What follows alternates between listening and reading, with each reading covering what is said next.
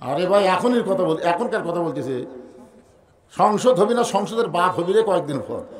আমরা দোয়া ইউনুসের কৃষক বসে, দোয়া ইউনুসের আমরা বসাচ্ছি কৃষক। আপনারা বলেন তো বিপদে পড়লে মানুষ কোন দোয়া পড়ে? তাহলে এত মানুষ থাকতে আমরা বিপদের ইউনুসের বসানো কৃষক বোঝা লাগবে না? মাল আছে, আর মাথার মাল আছে। ডোনাল্ড ট্রাম্প যেদিন প্রেসিডেন্ট হলো সেদিন আওয়ামী লীগের এক গুজব লিগ করে কি রে কই ইউনুস কার থবি না, ইউনুস হচ্ছে আগেকার প্রেসিডেন্টের আছে, এখনকারটা থবি না। সেদিন ডোনাল্ড ট্রাম্প 4 বার ইউনুস মোবাইল করছে, 4 বার ডোনাল্ড ট্রাম্প মোবাইল করছে ইউনুস। তুই এমুয়া মাথা নিয়ে বসিনি রে। দুটা নবীর নাম ওর মধ্যে আছে, একটা হলো মোহাম্মদ আর একটা হলো ইউনুস। ওই ভারত ওই 14 সুবলেন দিবি জানেন আপনি। মুদি এখন কি বলতেছে? ভগবান ইউনুস, ভগবান ইউনুস, ভগবান ইউনুস। জানেন আপনারা ইলা খবর আমরা তো। সংসদ হবি না, নিরপেক্ষ নির্বাচনের একটা ভালো সংসদ হবি। জোরে কোন কথা ঠিক কিনা? এই মমতাজের মতন গায়িকা, ফেরদৌসীর মতন নায়ক, মাহিয়ার মতন নায়িকা, এক শালা বাটপার, ওই জায়গা তার যাওয়ার পারবি না। জোরে কোন কথা ঠিক কিনা?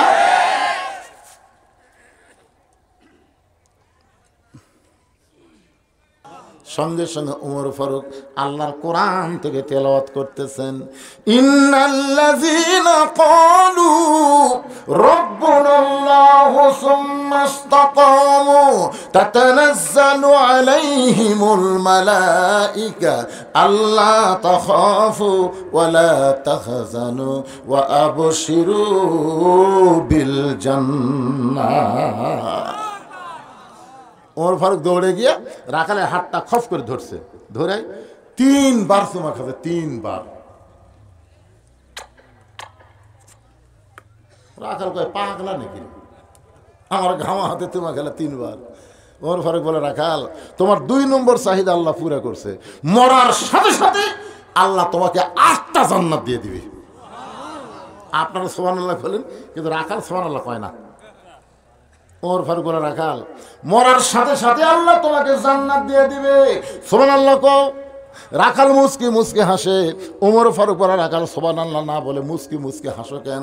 রাখাল বলতেছে, মরে গেলে জান্নাত পাবো, এ বাকি কথা ভালোই বলতেছো, কিন্তু হযরত ওমরকে এক নজর দেখতে পাবো, এই নগদ কথা বলতে তোমার কোন জায়গাত বাজে? টাকা দিল 10, বেশ তো ফসা ফস। এই ওয়াজ করা খুবই সহজ। টাকা দিল 20, বেশ তো দিয়ে দিস। এই তুফানি তো আগামীকাল তাই করবি। টাকা দিল 40, বেশ তো দিয়ে দিস, খালি মিলে দিবি। মরে গেলে জান্নাত পাবো, এই কথা তুমি সহজে বলতে পারলা, কিন্তু হযরত উমরকে এক নজর দেখতে পাবো, এই নগদ কথা বলতে তোমার কোন জায়গাত বাজে? ওমর ফারুক চিন্তায় পড়ে গেলেন, যে রাখাল আমাকে তওবা পড়াছে, যে রাখাল আমাকে মুনাফিক কইছে, যে রাখাল আমাকে ভণ্ড কইছে, এখন যদি বলি আমি উমর, এখন যদি বলি আমি উমর, বলার সাথে সাথে রাখাল হাত ফেল করবে। হায় হায় রে, এক তওবা পড়াছি, মুনাফিক কইছি, ভণ্ড কইছি, আর এটাই যদি ওমর হয়, একবারে হাত ফেল করবে।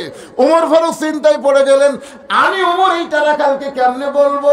এমন সময় আল্লাহর কোরআন এসে বলতেছে, উদউ ইলা সাবিলি রাব্বিকা বিল হিকমা। ওমর চোখের পানি নিয়ে বলে, রাখাল ভাই, সত্যি যদি উমরকে দেখতে চাও, তাহলে তোমাকে ফজরের নামাজ সামনে কাতারে আদায় করা লাগবে। ফজর যদি সামনে কাতারে আদায় করো, মেহরাবের ভিতরে যেই মানুষটাকে দেখবা নামাজের ইমামতি করতেছে, ওই মানুষটি হলেন হযরত ওমর। সুবহানাল্লাহ কয় না রে? কি বুঝলেন? এই কোরআন দিয়ে যখন রাষ্ট্র চলবে, তখন মসজিদের ইমাম কারা হবে? এমপি হবে আপনাদের এই এলাকার বড় মসজিদের খতিব, চেয়ারম্যান হবে উপজেলার বড় মসজিদের ইমাম, চেয়ারম্যান হবে ইউনিয়নের, চেয়ারম্যান হবে ইউনিয়নের বড় মসজিদের ইমাম, মেম্বার ওয়ার্ডের ইমাম। ওয়ার্ডের মসজিদ নাই, কিন্তু একটা শালার চেহারা তো ইমামের মতন লয়। কি তিন দল লোক সবসময় কোরআনের বিরুদ্ধচারণ করবে। তিন দল। এক দল হলো আবু জেহেলের মতন রাষ্ট্রীয় শক্তি, দুই নম্বর হলো পুঁজিপতি, যাকাত ভিত্তিক অর্থনীতি চালু যেন না করা যায়, সুদ ভিত্তিক অর্থনীতির পক্ষে যারা, তারা বিরুদ্ধচারণ করবে। আর তিন নম্বর হলো গিয়াসউদ্দিন তাহেরির মতন এই ধর্ম নিয়ে যারা ব্যবসা করে খায়। এই তিন শয়তান সবসময় কোরআনের বিজয়ের বিপক্ষে। এক নম্বর কি? আবু জেহেলের মতন রাষ্ট্রীয় শক্তি, কোরআনের আইন তারা চায় না। পুঁজিপতি যারা সুদ ভিত্তিক অর্থনীতি, যাকাত ভিত্তিক অর্থনীতি চায় না। আর একটা হলো আল্লাহর ধন নবীরে দিয়া, আল্লাহ আছে গায়েব হইয়া, নবীর ধন খাজা নিয়া, শুয়া আছে আজমিরে, কেউ ফিরে না খালি হাতে, খাজা রে তোর দরবারে।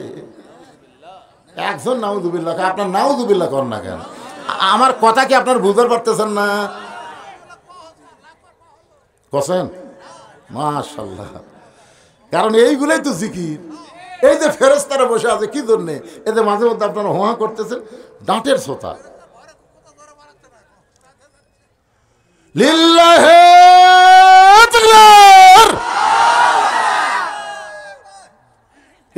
যারা বাহিরে ঘুরতেছে কিছুক্ষণের মধ্যে তাবারক দিবি চলে আসো।